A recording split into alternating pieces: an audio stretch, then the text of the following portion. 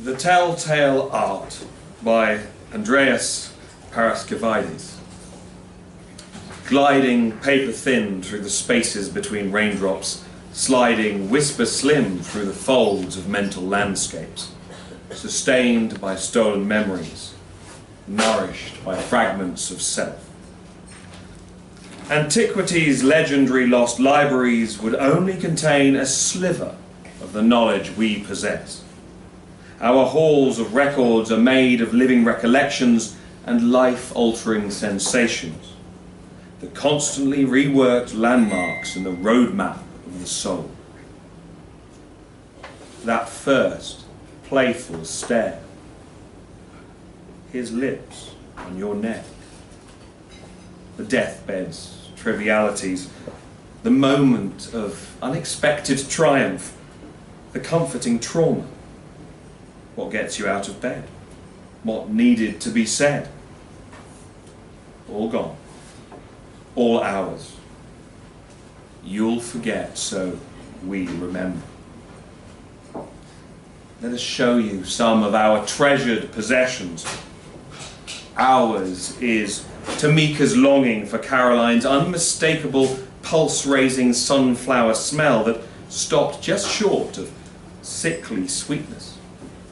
When they were lying close together, skin to skin, Tamika would sometimes close her eyes and imagine being sprawled in a field of gracefully decaying sunflowers. She doesn't remember ever actually smelling a sunflower, but that's the image that always came to mind. It felt right. The sunlight is almost unbearable, yet the flowers remain adoringly transfixed.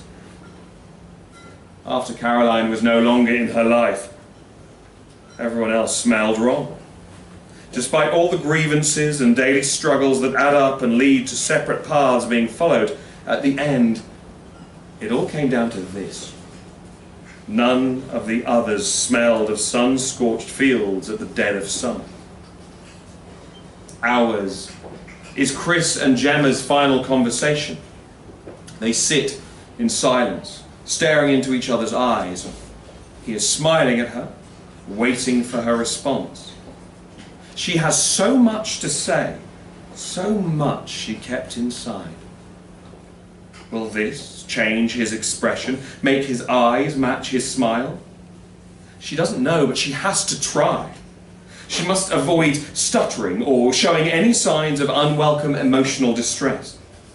She needs to express what she feels in a calm, controlled, approachable manner, in fluid, coherent sentences, following one into another in a soothing, healing rhythm.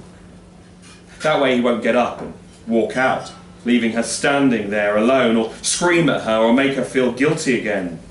No more hurtful quips, no more frustrating confusion bursting defiantly through their nervous laughter. She's going to fix everything. He's going to listen, nod and beam while their fingertips trace the old familiar patterns. She gathers her wits and the words come out. That was the last time they saw each other. Ours is Carly's principled stand. She hears the muttered remark as she's waiting in line. Go back to the curry house. And sees the hatred in the mumbling man's eyes. She turns to the other man, paying no heed to the aggressor. No need to validate him. His pettiness will show. Hey, she says. You all right? I'm glad you're here. The second man looks at her with a mixture of shame and gratitude. The man who spoke is flustered and turns away. Stony silence ensues. Ours is Eusebio's ride home in the night bus. There's a guy in the front. He's been singing for the last 15 minutes. He stops his song, looks up at the bug-bursting fluorescent lights and shouts, like the praying mantis, the female eats the male after sex. Everyone looks down at their shoes. Eusebio stares out of the window and smiles. Unlike the male mantis, he's had a great night. Ours is Francis's recollection of the exact moment when he put a broken beer bottle through a man's eye. His attacker, yes, he didn't start it, but he sure as hell finished it. Had gone down all too easily. Yes, he had been staring at the guy's girlfriend. He'd been thinking how sad she looked. All it took was a couple of quick jabs to the ribs and the man was on the floor, struggling to breathe. Most people wouldn't know the first thing about landing a punch, let alone holding their own in a fight. There hasn't been a single day where he's been unable to conjure his victim's face in exquisite detail. Every line and every pore. He remembers the white-hot rage and the animal thrill. He remembers thinking, I bet you didn't think you'd be tasting your own blood today. His thoughts are always punctuated by regret, true.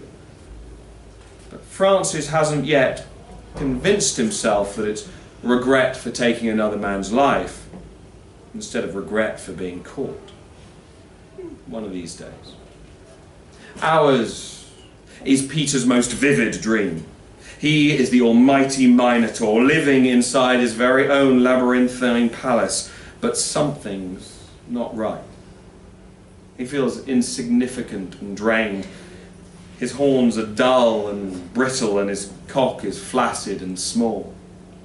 He is haunted by the songs of soft-skinned strangers, hounded by the shifting shadows of swords and spears. He is ravenous and weak. Their anger is palpable, and he runs away. He turns countless corners until everything starts looking the same. There's no thread to unravel. He's lost in his own home. They're coming for him. He will never know the taste of human flesh. Ours is Molly's exhilaration at scoring a goal with her whole family watching from the stands. She grabs the other girls and they scream their fearlessness. Her grin shines through her mud-caked face. She's never seen her big sister look at her that way. The world has a startling clarity, and she won't stop spinning and running and jumping until she victoriously flies away. Ours is Tim's father's most frequent proclamation. You will never amount to anything. There were beatings. There were punishments, but nothing's had the same staying power as those 6 words.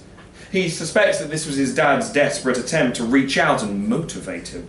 A strict disciplinarian and proud patriarch, he must have felt that the withholding of his encouragement so simply encapsulated in a sentence would drive Tim to excel out of spite. If that was so, it didn't go as planned. Every time Tim finds himself at the precipice of a new decision, at the threshold of exposing himself and letting someone in, at the verge of a shift in his attitudes, at the razor's edge between giving up and that extra push that will get him through, these words weigh him down and he can only drown. Ours is Helena's first visit to the planetarium, first of many. She curls up into a ball and sits still with her head turned upwards. Darkness is falling, and tiny pinpricks of light begin to make their appearance. All of a sudden the ceiling lights up and everything is starlight. Constellations upon constellations are washing over her, and she's enraptured, mouth agape and tears aglitter. She understands that although we are drifting in the vastness of the void, we are never truly alone, as long as we are all interconnected pieces of the same journey. And you? What are you going to give us? We need you. No matter how sacred it is to you, it's indispensable to us. Our ever-changing mnemonic masterpiece will eternally preserve us. We are the keepers of records. You won't hear us coming. You won't know we're there. You won't feel a thing. And it will be as if it never happened. Does the thought of losing precious parts of your story terrify you? You thought you could capture these moments. hold on to them till the end. You believed you could brandish them as a good luck charm against bad weather, or display them as familiar reminders of your limitations. You would keep your freeze-frame joy and bottled tranquility and crystallized pains, and the one who got away and the ones who chose to stay in a safe place, far from harm and free from decay. Your idols are false. There are no pristine, unalterable facts. Love is no diamond. It's a river. There's no turning back. Every aspect of your being is subject to continuous revision. You are in a perpetual state of flux. Our claim will not destroy you. The mind is a miracle worker. Narrative reconstruction is inevitable. Mended threads with borrowed fabrics, a canvas restored with incongruous patches. Yes, there's a niggling at the edge of your awareness, a persistent sense of loss, a touch of disharmony. Is this really our gift? You are fading, but you are always fading. You are reborn, but you are always reborn. As long as you live, we'll be right beside you, feeding on the tales that you tell yourselves.